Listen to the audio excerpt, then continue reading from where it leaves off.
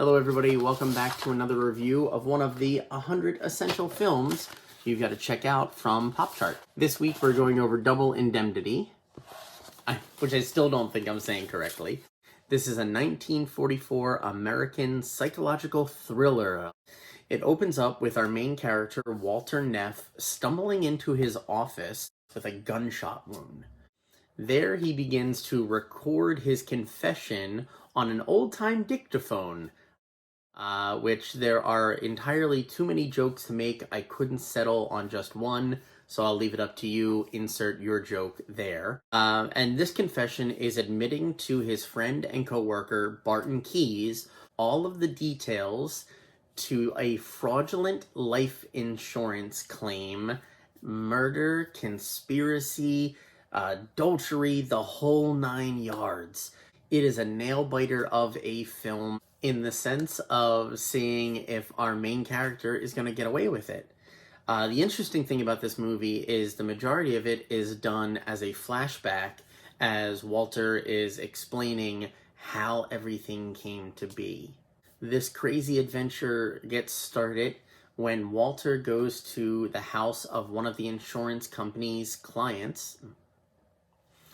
Walter is an insurance salesman, and during one of his routine checks of one of his clients who had a lapse in car insurance, he runs into Phyllis Dietrichson. There's a little flirting back and forth, and Phyllis asks Walter about a life insurance policy on her husband. And that gets everything started. I don't want to go into all the details of the story because that's really all of the fun of a movie like this. The only detail that I will tell about this movie and how it unfolds is that it gets its name, Double Indemnity, from a clause in the insurance policy in which the policy would pay out double if something were to happen in certain places. But there was a statement that Walter had said during his confession about when you work at a place and you try to figure out how somebody can cheat you so that you can protect yourself. And he said that it's only a matter of time until you start thinking, oh, I know all the ins and outs. I know how to cheat this company, or I know how to steal from this company. And I remember watching it and thinking like, oh my God, that is a thing that happens. I won't name drop, but I had a friend who, after watching Ocean's 11, swore up and down he knew how to... I'm sorry.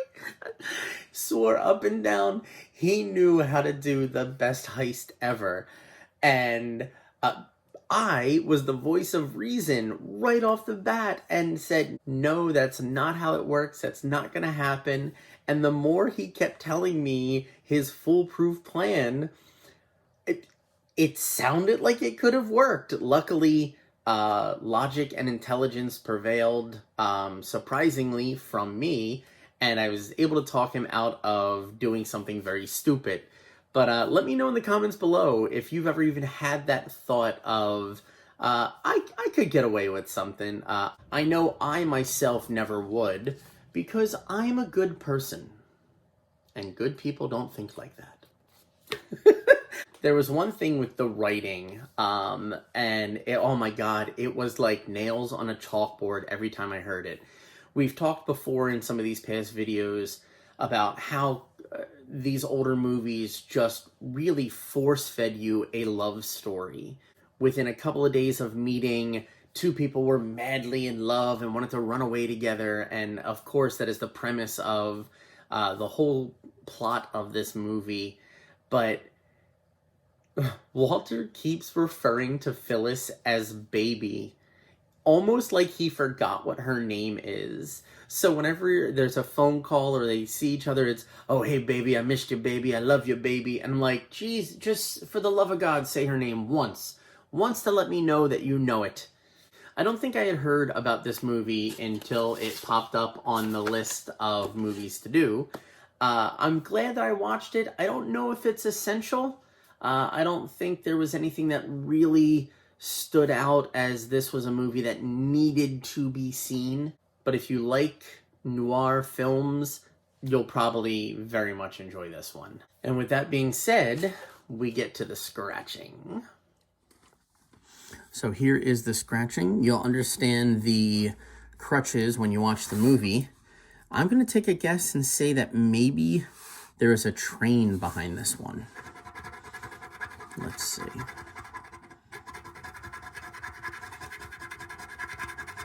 Oh man, I was thinking that was going to be a train.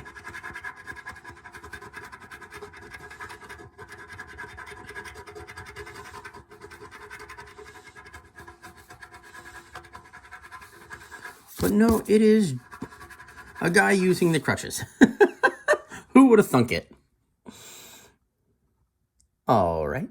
So that is the scratching off of Double Indemnity. Next week, we are going over It's a Wonderful Life, which I am ashamed to admit I have not seen yet. So I am in for a treat. It's definitely been on my list of movies to check out. I just haven't pulled the trigger on it yet.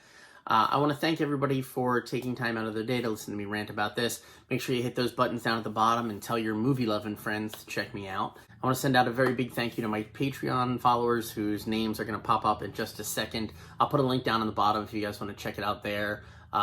There's also a My Monday movie review that happens just for Patreon followers, which doesn't go over any posters. It's random movies from every time, place, and dimension. All right, I don't know if that last one's true, but we'll figure something out. Maybe Buckaroo Banzai or something. Guys, thank you very much. Enjoy the rest of your day.